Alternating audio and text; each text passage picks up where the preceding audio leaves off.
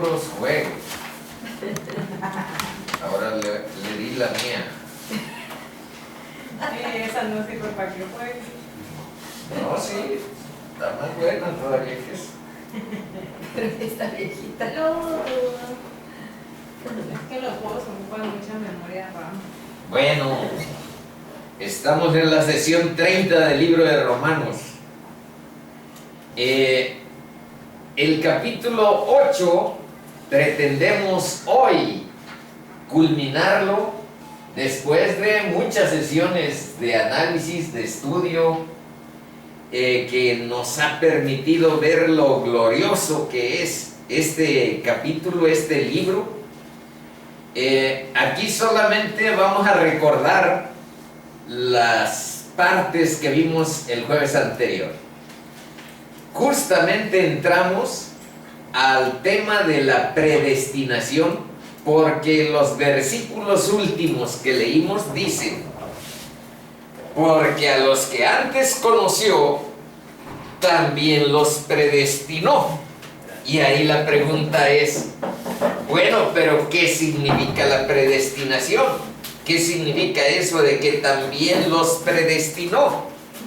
Bueno, pues aquí se explica en qué sentido está enfocada la predestinación. Para que fuesen hechos conforme a la imagen de su Hijo, para que Él sea el primogénito entre muchos hermanos. Y sigue sobre este mismo concepto. Y a los que predestinó, ese es el concepto del que estamos hablando. Bueno, aquí está sintetizado. A los que predestinó, también llamó. Por eso hice esta cadenita, pues que al parecer es de una marca. Audi. Pero Estás la idea es recuperar una cadena con eslabones gloriosos.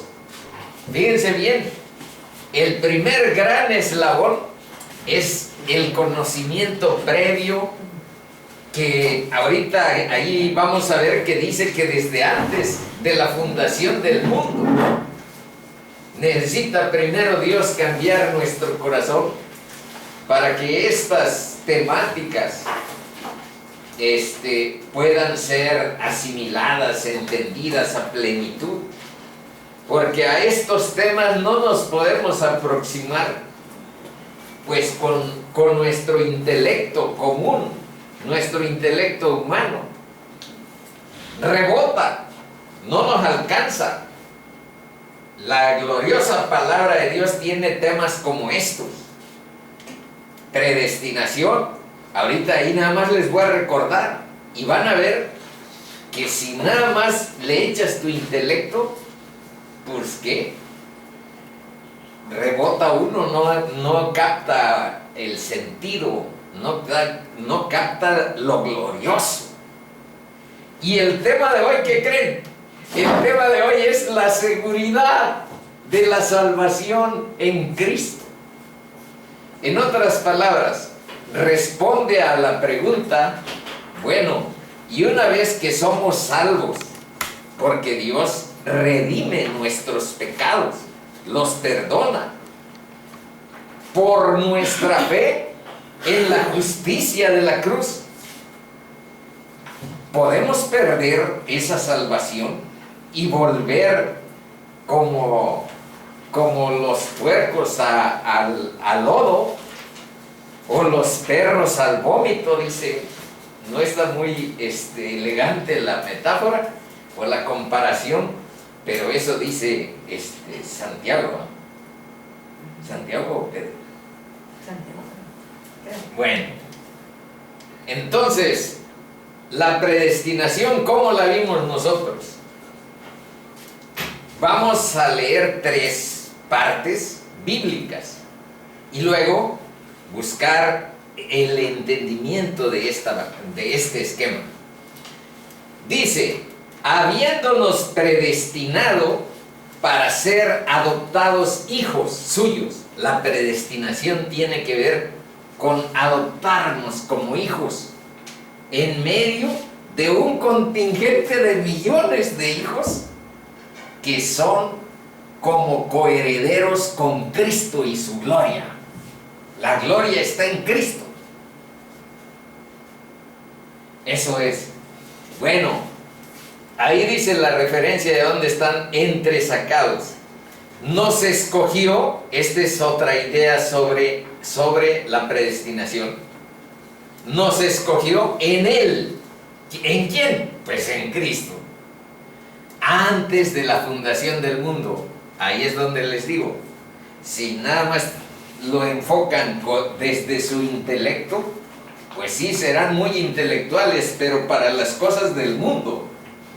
Aquí necesitamos el corazón de Dios, que Dios abra nuestro corazón para que estas cuestiones bíblicas pueda nuestro ser apreciarlas, disfrutarlas, gozarnos y aplicar a nuestra vida la razón de su verdad.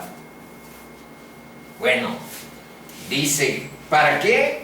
Entonces la predestinación es para ser adoptados hijos, y aquí viene otra razón, para que fuésemos santos y sin mancha delante de Él. Esa es la segunda. Y la tercera, 3 razones de la predestinación.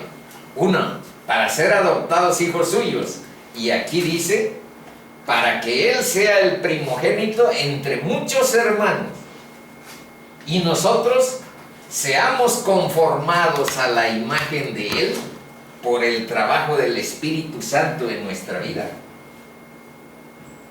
Bueno, la tercera razón de la predestinación. El sentido de la predestinación tiene que ver con estos para ser adoptados, hijos suyos, para que fuésemos santos y sin mancha delante de Él, y para obedecer y ser rociados con la sangre de Jesucristo.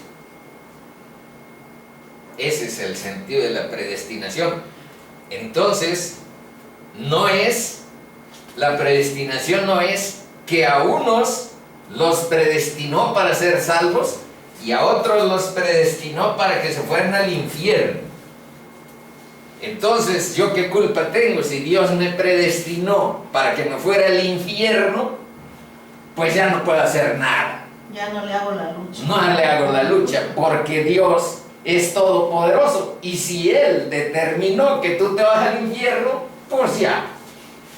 Entonces esa es una interpretación de la predestinación fuchi, no útil y no válida. Entonces, vamos viendo en qué sentido es la predestinación. Y aquí está un esquema que trata de explicar lo que nosotros pensamos acerca de ello. Pero por supuesto, este es algo de machetear Biblia. Y aquí dice que en esa salvación predestinada por Dios influyen 2 cosas. Por lo que Dios dispuso, no por lo que yo quiera. Uno es la soberanía, la determinación de Dios, la predestinación, la elección, la soberanía, el ejercicio soberano de Dios. Eso está en Juan 3:8, a donde dice, en verdad os digo, que si no naces de nuevo, por medio del agua y del Espíritu, no puedes ver el reino de Dios. Y pasan otras dudas ahí, diálogo con las dudas que plantea Nicodemo.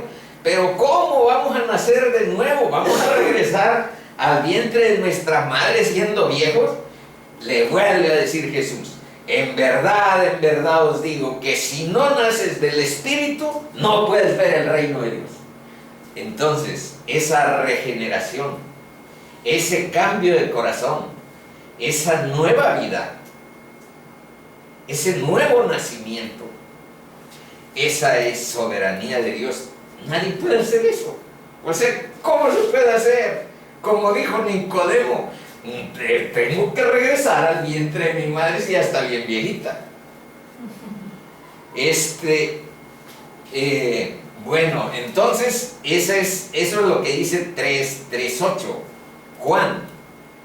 habla de que el nuevo nacimiento es obra soberana de nuestro Creador. Y solo Él nos puede hacer volver a nacer. Y nos da otra vida. Se los juro que nos da otra vida. Es un corazón diferente, es una mente diferente, es una vida diferente. Entonces, esa es soberanía de Dios. Pero en el mismo capítulo de Juan, para no ir a otros capítulos y nos perdamos, bueno, en el mismo capítulo 3 de Juan, en Juan 3:18, ahí dice que el que cree, entonces a todo el que cree, Dios le da vida eterna. A todo el que cree en su Hijo. Entonces, pues les recuerdo, como las 87 sesiones que hasta ahora han pasado, que solo necesitamos dos condiciones: Beth, Ariel, y los que todavía no quieren abrazar esa gracia. Número 1, condiciones para el nuevo nacimiento, condiciones de salvación y de vivir la nueva vida en Cristo. Condición número 1, arrepentimiento de tus pecados pasados y abandono de tus pecados presentes. Reconocer nuestra naturaleza de pecado singular, de que nuestro corazón tiene esa inclinación, de que nuestra carne tiene esa tendencia. Ese es el pecado en singular. Pero nuestros pecados en plural son múltiples. Son múltiples. Entonces, si no hay esa primera condición, no hay nuevo nacimiento. Da lo mismo que haya buenos cantos y buenas rolas en la congregación a la que asistas, porque esa es condición que el Evangelio establece claramente. Acuérdense de Marcos 1:15. Dice, más o menos, Marcos 1:15. Dice: el tiempo se ha cumplido, el reino de Dios se ha acercado. Está hablando Cristo, y es la definición clara de la enseñanza primordial que nuestro Señor ha dejado a todos los que quieran oír. Entonces, el tiempo se ha cumplido, el reino de Dios se ha acercado. Condición 1, arrepentíos. 2, y creed en el Evangelio.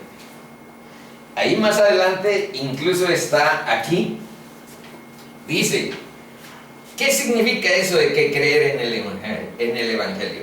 Creer que la justicia que tú merecías, condenación, infierno, la justicia que tú merecías recibir por tus pecados, la recibió Jesucristo en la cruz. Cuando te abrazas a ese amor que ahí sucedió, cuando te abrazas, y quiere decir te apropias de esa misericordia de Dios, a su justicia, no la tuya, porque yo tengo la experiencia de que cada vez que le recuerdo estas dos cosas a una persona a quien amo entrañablemente, aquí rebota de su justicia, a esa misericordia de Dios y a su justicia. Entonces, esa persona de la que yo les hablo no quiere la justicia de Dios, quiere su propia justicia. O sea, yo quiero salvarme, tanto tiempo que me he cuidado, tanto tiempo que he practicado ritos, tradiciones religiosas, tanto tiempo que me he portado bien. Yo quiero ser salvado, Señor, pero por mi propia justicia, por mis propias buenas obras, sálvame. Fíjate lo que aquí dice. Es creer que tus buenas obras, que tu gran esfuerzo, pues no sé allá Dios cómo lo juzgue, pero lo que sé es que el Evangelio dice que no te alcanzan, que tienes que creer que necesitas un Salvador, que Cristo y la cruz no son vanos para ti porque te creas justa. Entonces, eso es abrazarnos a la misericordia, al amor de Dios y a la justicia de Dios, porque en ese momento en que tú depones tu propia justicia, Dios te declara justo y te une a Cristo. Ese es el nuevo nacimiento. Ese es. Bueno, nos regresamos. Entonces, la respuesta a esta pregunta que dice, bueno, somos salvos porque reconocemos nuestra pecaminosidad, como ahí dice, y por nuestra fe en Jesús, las dos condiciones del Evangelio. ¿Somos salvos por eso? ¿O porque Dios nos mostró su misericordia y nos escogió por gracia, como aquí dicen estos versos? Predestinados para ser adoptados, nos escogió antes de la fundación del mundo, elegidos según la presciencia de Dios para ser primero adoptados hijos, fuésemos santos, para obedecer y ser rociados. Respuesta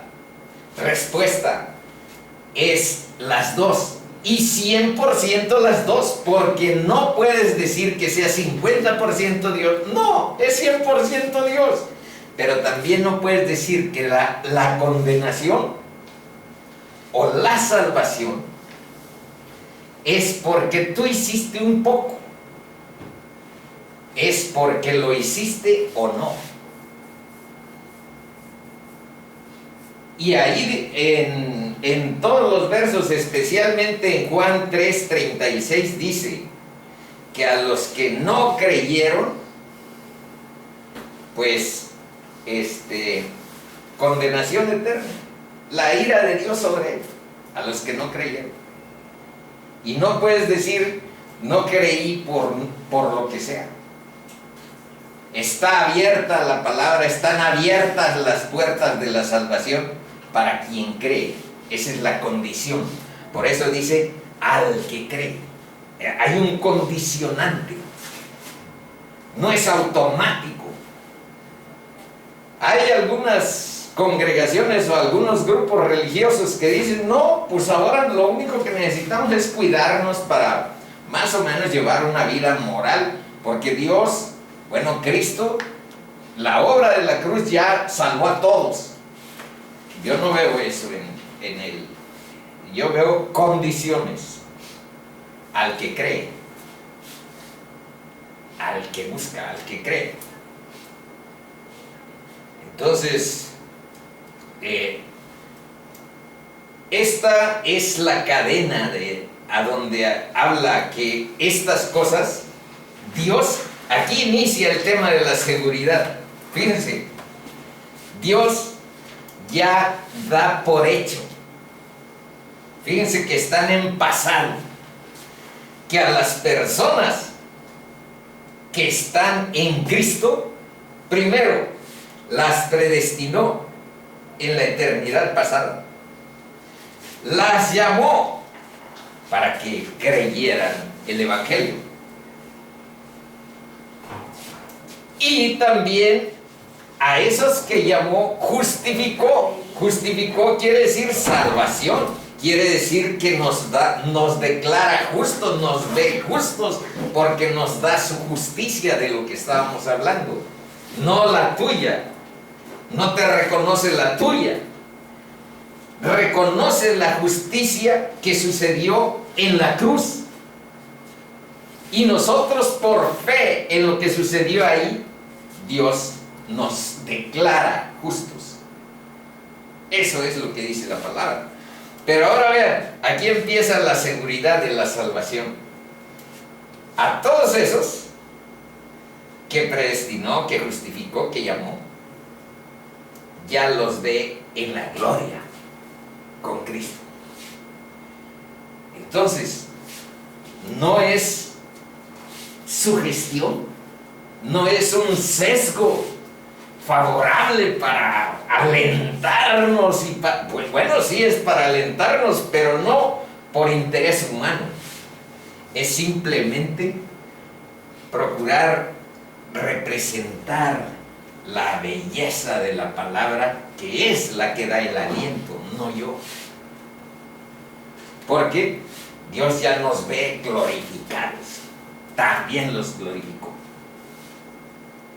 Ese es lo irrompible que quise representar con este esquema, que a ver si no nos demanda la UDI. Ahora, conclusiones de la sesión anterior. Chicos y chicas, nada de lo que hagas puede sustituir el Evangelio y el discipulado, que es seguir a Cristo. ¿Por qué? Porque solo el Evangelio puede transformar la forma como vivimos nuestras vidas. Y en cuanto a después de que transforma nuestra vida Dios, todos tenemos algo que cambiar y sigue siendo materia prima para esos cambios, para esa maduración, para ese crecimiento espiritual. Bueno, una visión correcta del Evangelio en cuanto a la seguridad de la salvación en Cristo produce cuando menos 4 cosas. Eso es lo que pretendemos hoy. 1. Nos llena de una gran esperanza, pero no una esperanza vana, hueca y vacía. ¿Por qué no? Porque es una esperanza que se basa, primero, en la bendita palabra de Dios.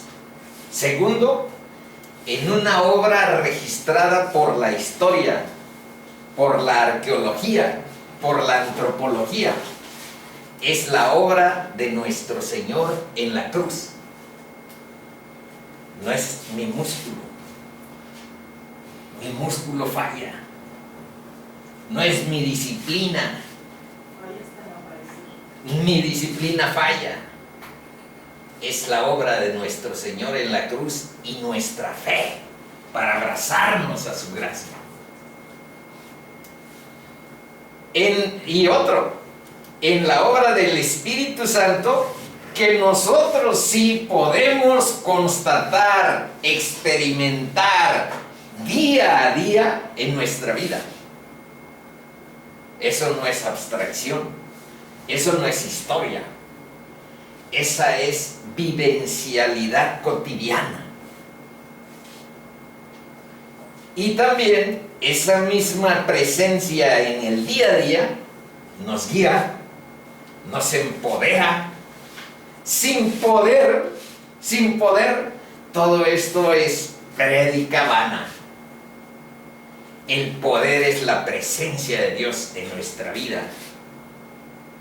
Y también el Espíritu, que obra cotidianamente, día a día, y nos hace sentir su presencia, y nos guía y nos empodera, es el que nos ayuda a fructificar en Él, tener frutos, porque sin frutos somos árboles desechables, somos árboles desechables, somos plantas que no dan frutos.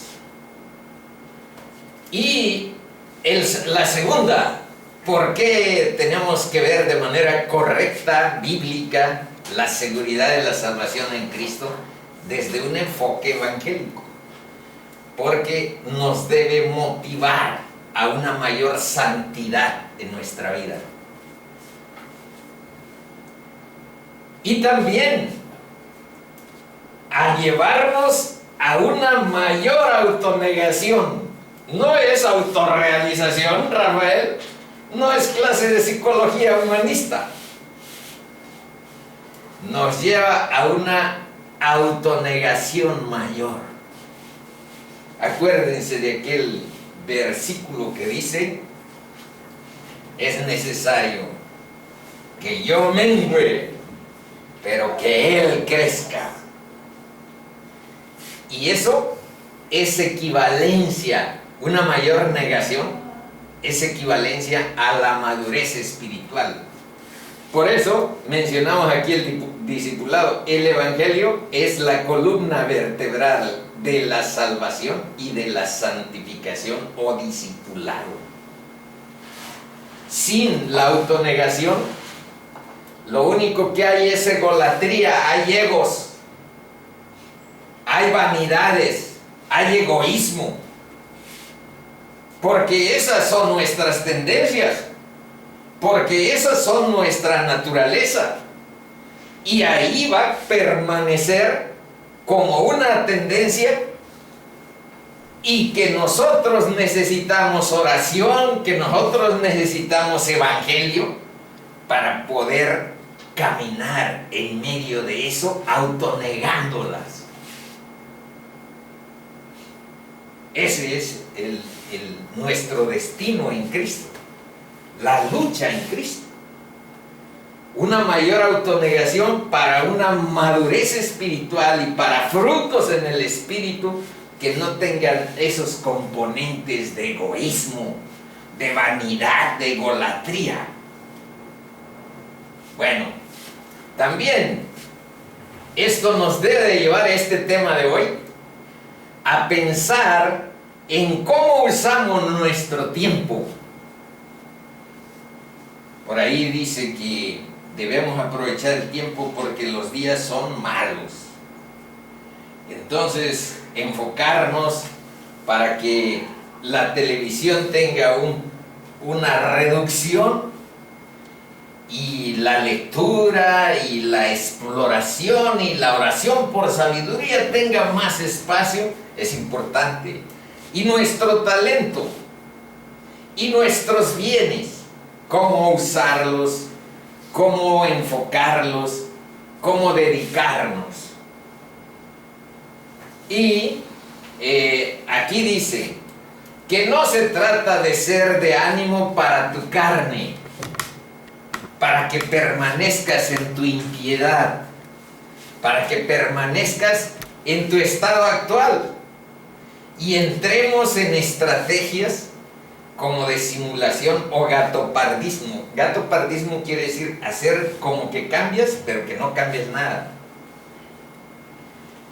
Te empantanarías en un síndrome de superficialidad y entraríamos a un simple juego con las apariencias.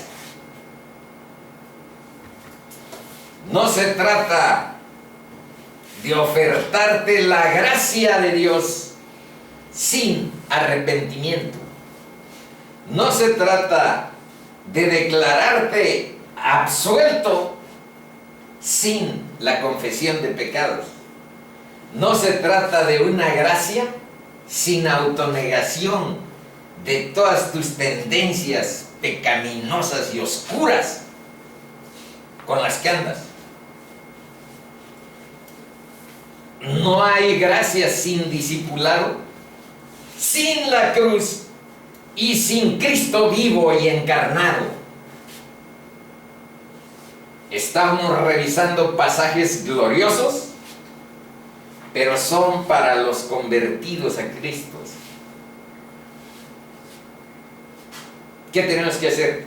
obedecer las dos condiciones que Jesús determinó en Lucas 1:15, ya las leímos,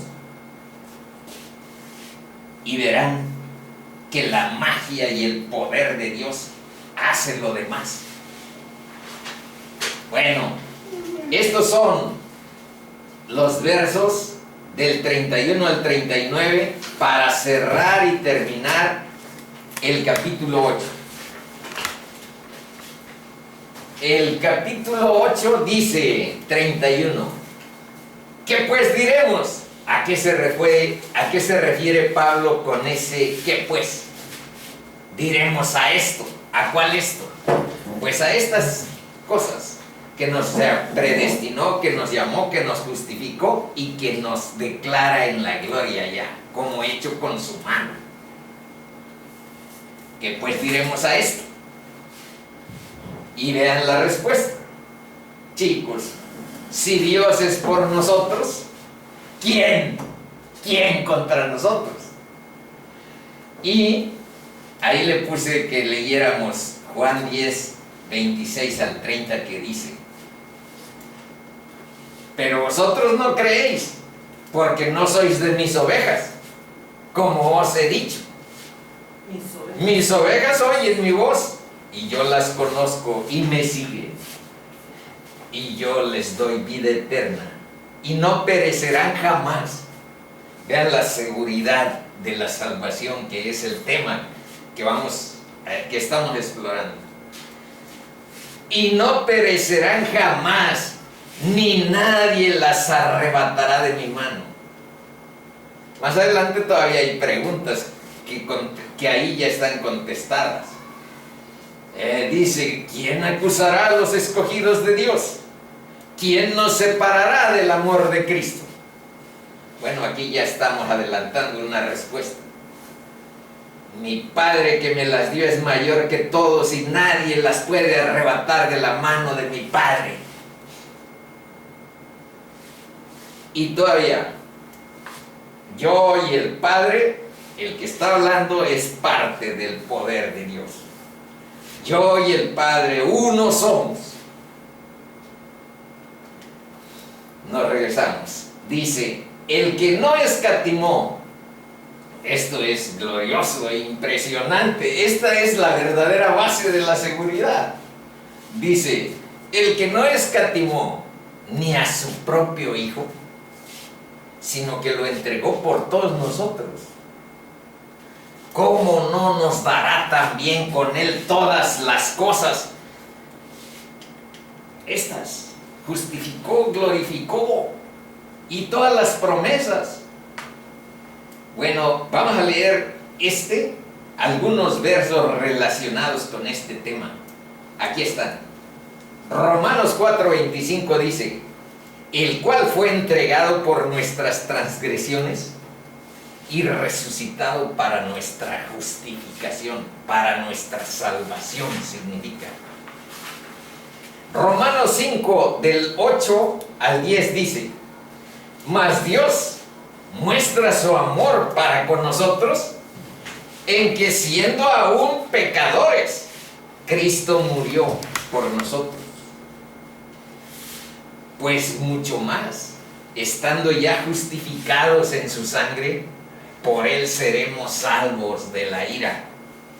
Porque si siendo enemigos fuimos reconciliados con Dios por la muerte de su Hijo, mucho más, estando reconciliados, seremos salvos por su vida.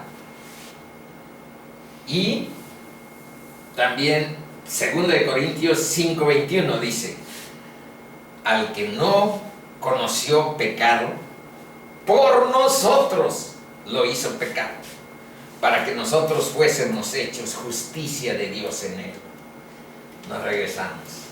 Entonces, el que no escatimó ni a su propio Hijo, no regateó por darnos lo más valioso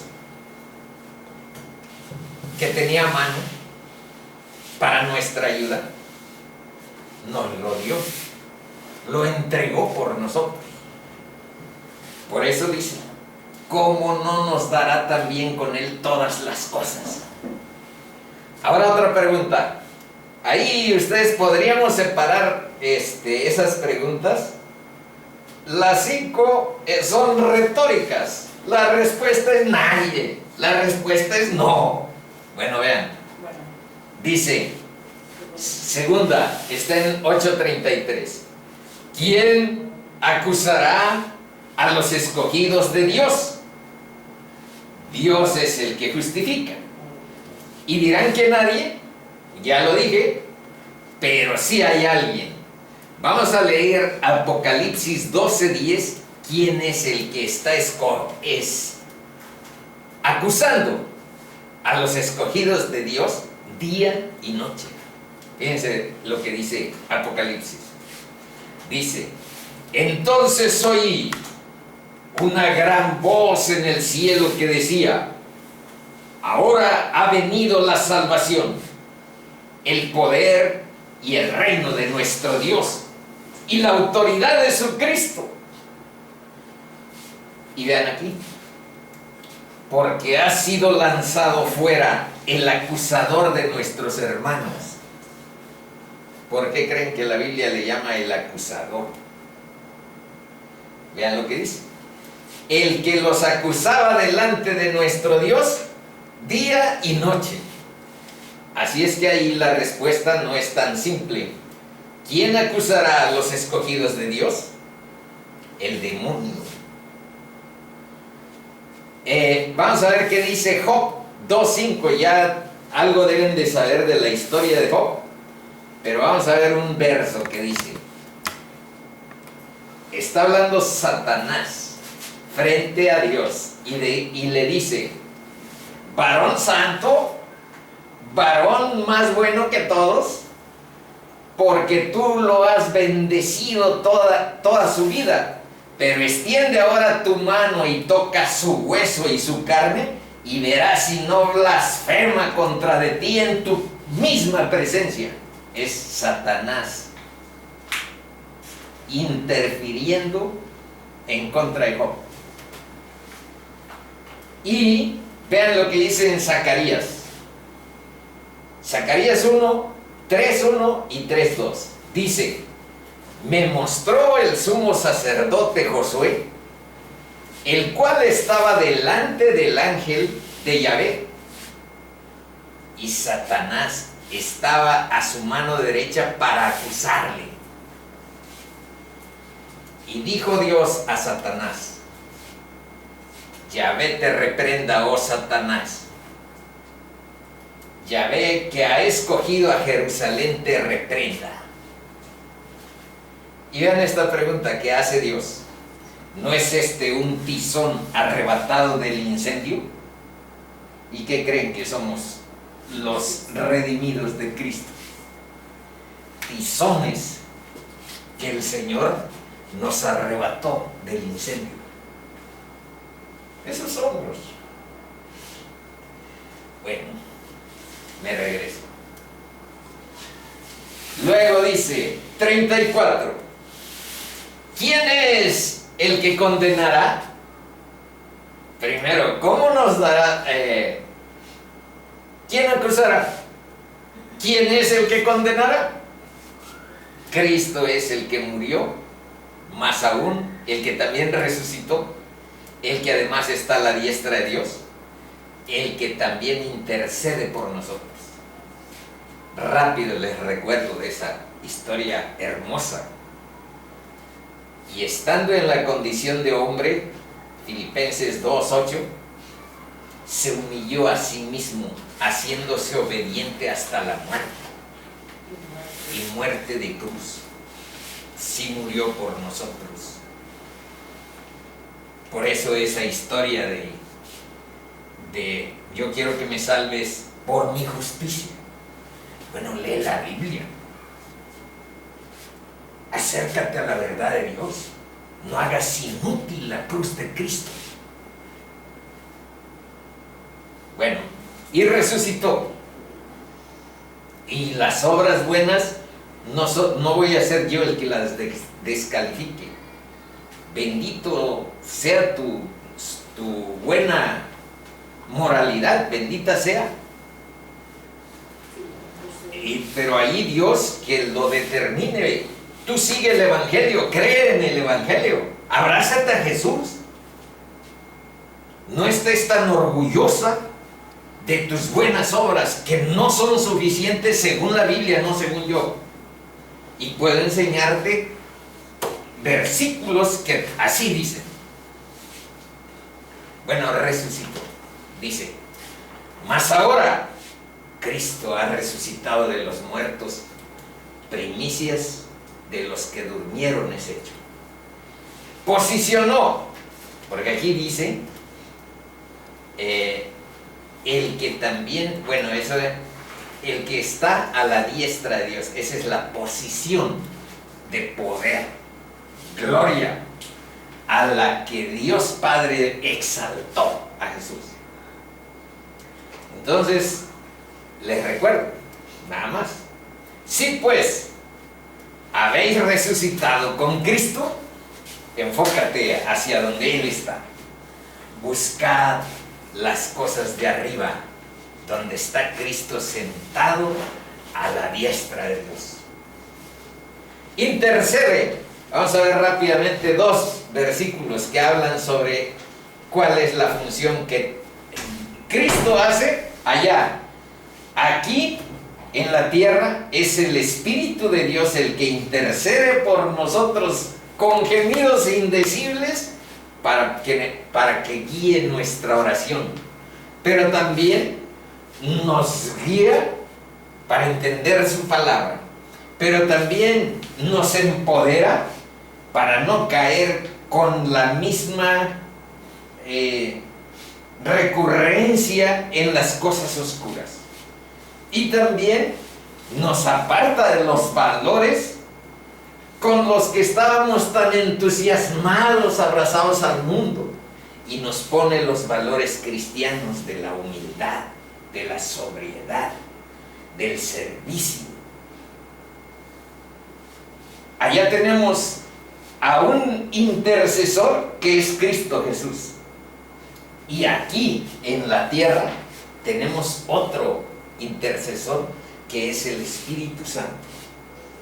Eso es lo que dice el capítulo 8 que estamos hoy cerrando. Dice, por lo cual también por lo cual puede también salvar perpetuamente a los que por Cristo, el que puede salvar perpetuamente solo es Él, a los que se acercan por Él a Dios, viviendo siempre para interceder por ellos.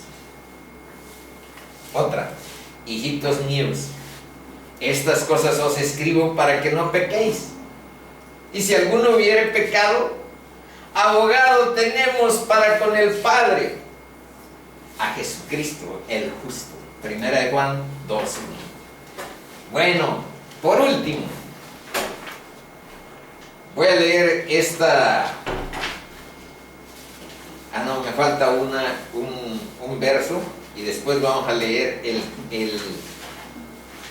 el Salmo 23 y cerramos. Me falta Mateo 10:16. Vamos a ver. ¿Quién nos separará del amor de Cristo? Tribulación. 7 cosas enumera Pablo y hagan de cuenta que está preocupado. ¿Qué cosas en medio de todas estas? ¿Habrá alguna? Y ahí verán su conclusión. ¿Quién nos separará del amor de Cristo? Que tengamos dificultades, que tengamos experiencias angustiantes, es la tribulación, o angustia, o persecución, o hambre, o desnudez, o peligro, o espada. Como está escrito, por causa de ti somos muertos todo el tiempo, somos contados como ovejas al matadero. Ahí Mateo 10:16 nos ayuda. Pero voy a terminar de leer. ¿Cuál es la conclusión? ¿Quién nos separará? Antes en todas estas cosas, tribulación, angustia, persecución, hambre, desnudez, peligro, espada. Antes, en todas estas cosas somos más que vencedores. Y ahí les puse algo que es absolutamente extraordinario, fuera de lo común. Esta es una invención de palabras de Pablo, porque esta significa vencedor. De aquí sale la palabra Nike para tus tenis, que quiere decir victoria. Y de hecho es algo así como una diosa que los griegos tenían, la Nike. Y de ahí viene la marca de los tenis. Bueno, pues de esa palabra victoria,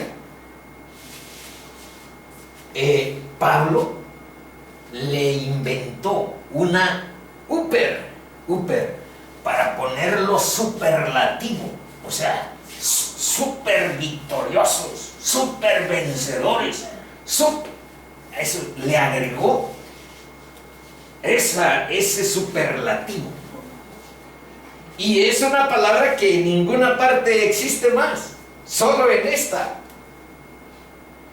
Entonces algo nos está diciendo Pablo, algo nos está llamando. ¿Por qué escogió? ¿Por qué inventó?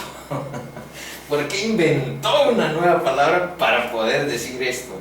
Dice antes, en estas cosas somos más que Nikes, más que vencedores, pero no en nuestra fuerza, pero no en nuestra capacidad muscular, ética, moral y filosófica.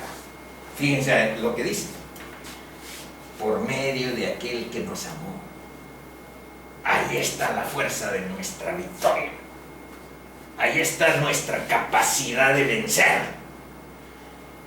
en el que nos amó. Y sigue, ya estamos acabando. Por lo cual, estoy seguro, fíjense lo que dice Pablo, ¿de dónde está el tema de la seguridad de la salvación en Cristo? ¿En mi imaginación? Bueno, pues échenme una ojeada al versículo 38. Por lo cual, yo Pablo, no Rafael, yo Pablo, y no como persona, sino hablando por el Espíritu Santo a las generaciones venideras. Yo Pablo, estoy seguro de que ni la muerte, fíjense bien, por eso le puse el gran separador. Pues ¿qué creen que significa muerte en la Biblia?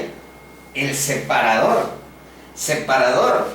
de tu cuerpo físico y de tu cuerpo espiritual, separador de tu vida y de Dios.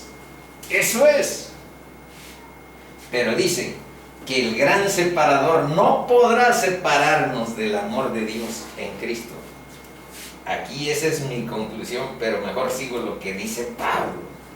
Dice: por lo cual estoy seguro de que ni la muerte, ni la vida, ni ángeles, ni principados, ni potestades, y vean, ni lo presente, ni lo que va a venir apenas, ni lo por venir. Y sigue. Esto es una dimensión vertical y luego una dimensión horizontal. Ni así, ni así.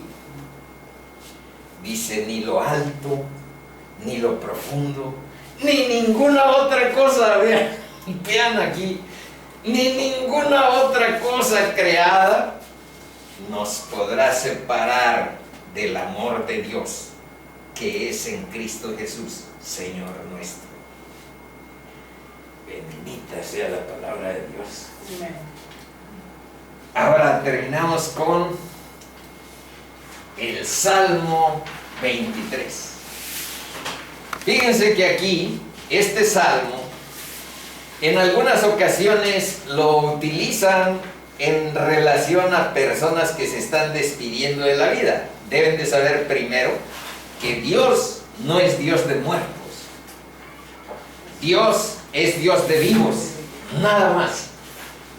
Entonces, quitémonos y desprendámonos primero de ese tipo de envoltorios sociales en las que a veces quieren encajonar la palabra. La palabra es libre. Y recuerden que Dios no es Dios de muertos, es Dios de vivos. Bueno, con esa aclaración empezamos. Y vean, ¿a dónde está la seguridad? Lo puse porque también nos habla de la seguridad eterna en nuestro Dios. Primero, la provisión. El Señor es mi pastor. Nada me faltará. Y empieza a describir alimento, consuelo, compañía, guía, etc. Dice, en lugares de delicados pastos me hará descansar. Junto a aguas de reposo me pastoreará. Y vean, confortará mi alma. Confortará mi alma. Y me guiará por sendas de justicia, por amor de su nombre. Aunque ande, aquí también habla acerca de esas acechanzas, de esas presencias. Comparen este verso 23:4 con este que acabamos de leer de Pablo, que dice, por lo cual estoy seguro de que ni la muerte, ni la vida, y todos los peligros que también tienen, ni ángeles. Bueno, ahora lo comparan, dice, aunque ande en valle de sombra de muerte, no temeré mal alguno, porque tú estarás conmigo. Esa es la promesa de Dios. Esa es la realidad